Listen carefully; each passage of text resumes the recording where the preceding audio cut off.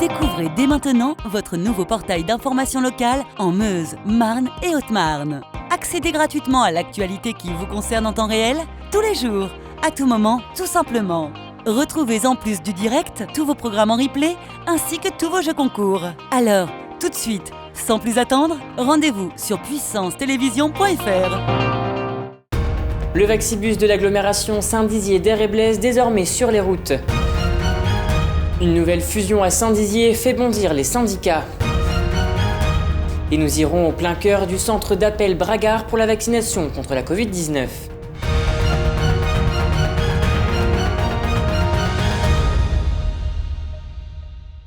Bonsoir à tous, bienvenue dans votre journal du lundi 19 avril 2021. L'agglomération Saint-Dizier d'Air et Blaise a mis sur roue le Vaxibus qui sillonne les communes de l'agglomération éloignées du centre de vaccination situé à Saint-Dizier. Et ce matin, il était stationné à Sapinicourt et va continuer son périple toute cette semaine. L'objectif, vacciner une quarantaine de personnes par jour. Un reportage de Nargis Boussaïd.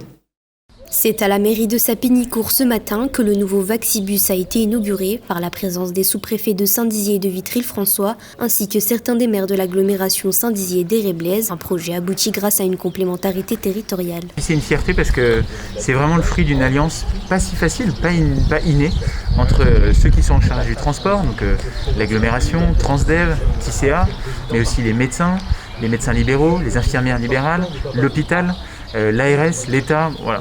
Le dispositif a pour but d'accélérer la campagne de vaccination contre la Covid-19 en allant à la rencontre des habitants éloignés, personnes âgées ou à mobilité réduite de plus de 60 ans. Au total, 42 doses seront affectées chaque journée. C'est utile pour vous ce Vaxibus ?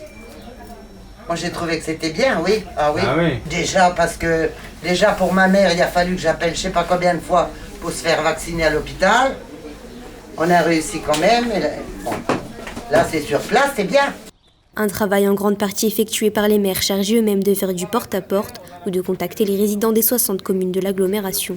Pour nous, les élus, c'est vrai que pour recenser, c'est pas évident puisqu'on prend donc ce recensement en cours de vaccination. Donc nous avons déjà toutes les personnes vaccinées qu'il a fallu quand même contacter, les personnes qui sont sur des listes d'attente chez leur médecin et qui ne veulent pas être infidèles, donc qui les maintiennent parfois. On a les personnes qui ont des contre-indications médicales.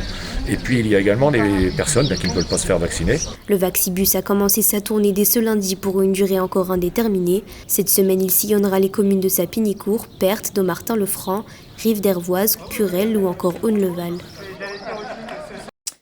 Et on poursuit cette édition avec cette nouvelle qui est tombée récemment et qui fait bondir la CFDT Santé Sociaux Haute-Marne. En effet, le centre hospitalier Geneviève de Gaulle-Antonios de Saint-Dizier ainsi que la clinique François Ier vont créer un groupement de coopération sanitaire dit GCS qui concernera les activités de cancérologie et à moyen terme la chirurgie. Leur crainte actuelle est que la création de ce groupement soit une façon déguisée d'arriver à une privatisation de la chirurgie publique. Saint-Dizier étant le seul établissement à ce jour à avoir encore une chirurgie publique au niveau du département et du triangle Saint-Dizier, Vitry-le-François et Bar-le-Duc. Et on écoute à ce sujet Sonia Testou, secrétaire générale de la CFDT Haute-Marne. Donc la colère, l'injustice, voilà ce que ressentent aujourd'hui les agents, épuisés fortement par ce contexte. Donc nous ne pouvons pas laisser faire les choses en l'état. Nous demandons donc des garanties sur la sécurisation du parcours de ces professionnels. On ne comprend pas le but affiché de ce groupement.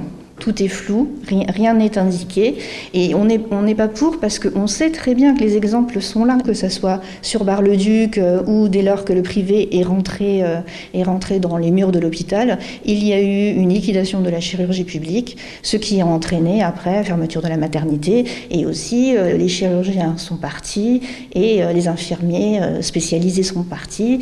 À Chaumont, ça a été exactement la même chose. On a commencé par un GCS de cancérologie sur Chaumont, entre la clinique et l'hôpital, qui s'est transformé après en un GCS établissement de santé, qui a eu pour conséquence simplement de demander aux professionnels soit de changer de service ou alors de démissionner de la fonction publique hospitalière. C'est une aberration. Donc nous, on est fortement inquiets.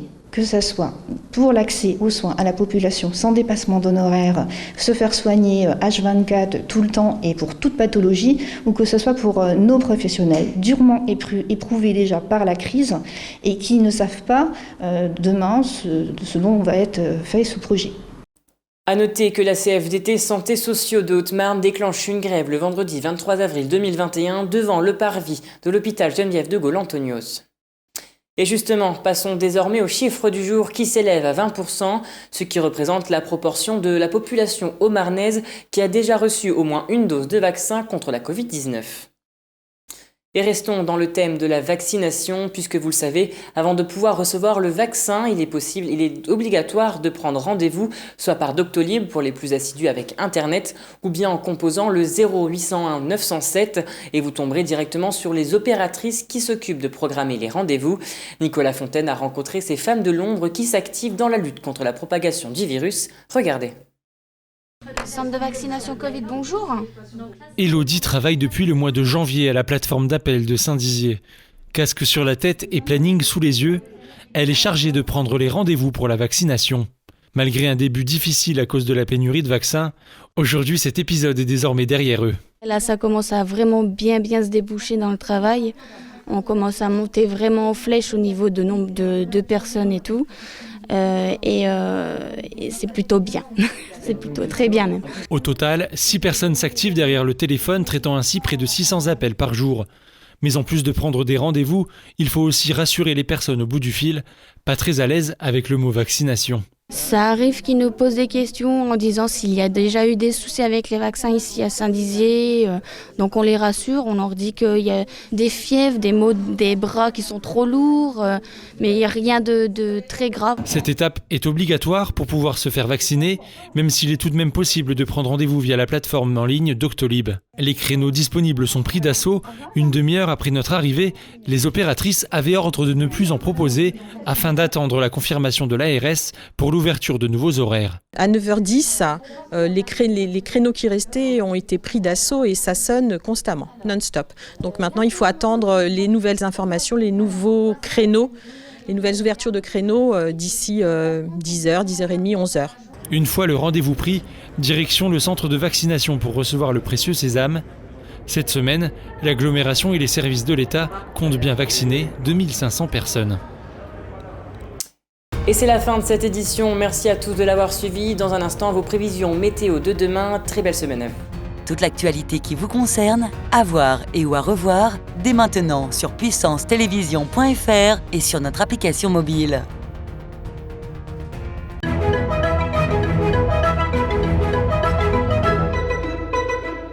Bonjour à tous, pour ce mardi matin, c'est le retour du soleil avec 4 degrés à Vitry-le-François et à Saint-Dizier. Cet après-midi, quelques nuages sur le triangle, excepté à Chaumont où la pluie est attendue. Température douce entre 15 et 17 degrés. Aujourd'hui, nous fêtons les Audettes et nous gagnons 3 minutes de soleil. Très bonne journée avec Puissance Télévision.